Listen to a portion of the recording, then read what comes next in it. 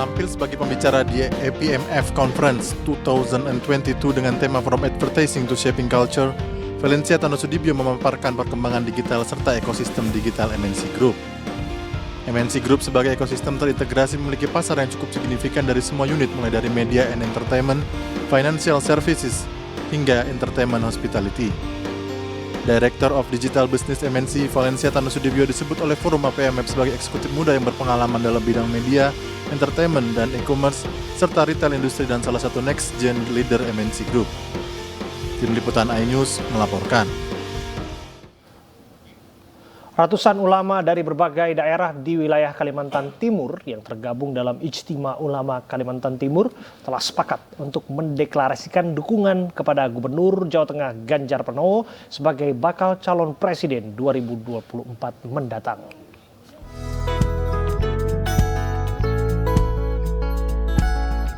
Beginilah suasana saat ratusan ulama dari berbagai daerah di wilayah Kalimantan Timur mendeklarasikan dukungan terhadap Ganjar Pranowo untuk maju sebagai bakal calon presiden 2024 mendatang. Berdasarkan hasil musyawarah yang dilakukan oleh para ulama se-Kalimantan Timur dalam Ijtima Ulama Kaltim 2022 ini, diputuskan bahwa seluruh ulama di Kalimantan Timur sepakat untuk mendukung Ganjar Pranowo sebagai bakal calon presiden 2024 mendatang. Dari para ulama yang berijtima ini, salah satu poinnya adalah mensupport dan mendoakan agar Pak Haji Ganjar Pranowo bisa melanjutkan program-program dari Bapak Presiden Jokowi. Kita berharap beliau itu menjadi sosok pemimpin yang mana pemimpin itu diharapkan oleh semua bangsa di negara ini, pemimpin yang amanah. Pemimpin yang berlaku adil seadil-adilnya. Pasca deklarasi ini, rencananya para ulama yang tergabung dalam Ijtima Ulama Kalimantan Timur ini akan mendorong para ulama secara nasional untuk ikut mendukung Ganjar Pranowo sebagai bakal calon presiden 2024 mendatang. Dipilihnya Ganjar Pranowo sebagai calon presiden 2024 dikarenakan banyaknya program-program Ganjar yang sudah berhasil di Jawa Tengah selama 2 periode menjabat. Terlebih, Ganjar dikenal sangat dekat dengan masyarakat.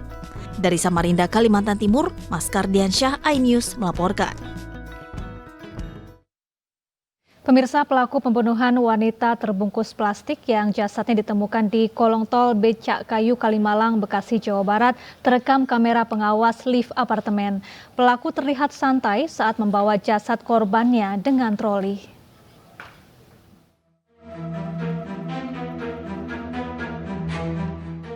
Inilah rekaman kamera pengawas lift di sebuah apartemen di Jakarta Timur, tempat pelaku menghabisi korban.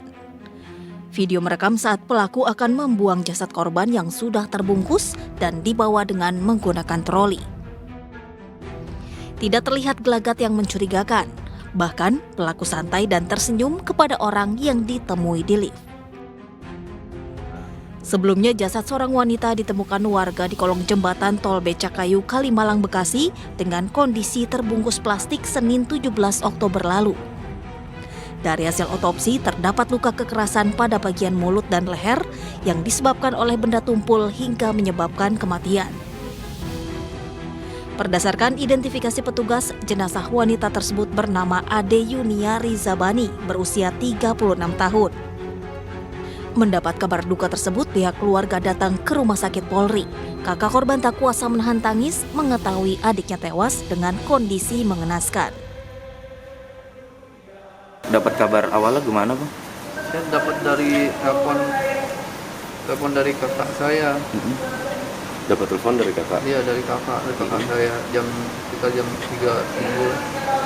Nah, kalau adik saya udah nggak ada. Untuk almarhumah sendiri tinggal sendiri apa? Sendiri, kos dia. Ngekos? Ya. Di daerah mana, Bang?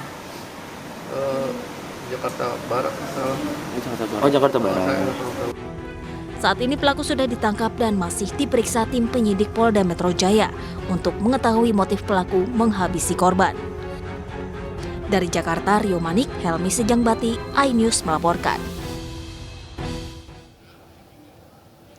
Pemirsa, selengkapnya terkait pembunuhan wanita di apartemen sudah bergabung bersama kami Kasubdit Jatan Reskrimum Polda Metro Jaya AKBP Indraweni Panjioga. Selamat sore Pak Indra. Selamat sore Mas. Ya Pak Indra, kami ingin tahu motif pelaku menghabisi nyawa korban apa Pak? Untuk motif pelaku dari hasil pemeriksaan sementara yang sedang kami lakukan, pelaku sakit hati terhadap korban. Karena pelaku merasa dikhianati oleh korban karena korban berjalan bersama orang yang tidak disukai oleh pelaku. Apa hubungan pelaku dengan korban ini sebetulnya, Pak? Hubungan pelaku dengan korban adalah teman yang cukup akrab, karena korban dan pelaku pernah tergabung di komunitas J-Army dan pernah melakukan siaran bareng di J-Army. Ya, bisa juga dijelaskan kepada kami Pak, bagaimana pelaku melakukan aksinya, dan kita juga sempat lihat kan aksinya juga terekam di lift apartemen dan pelaku masih bisa tersenyum.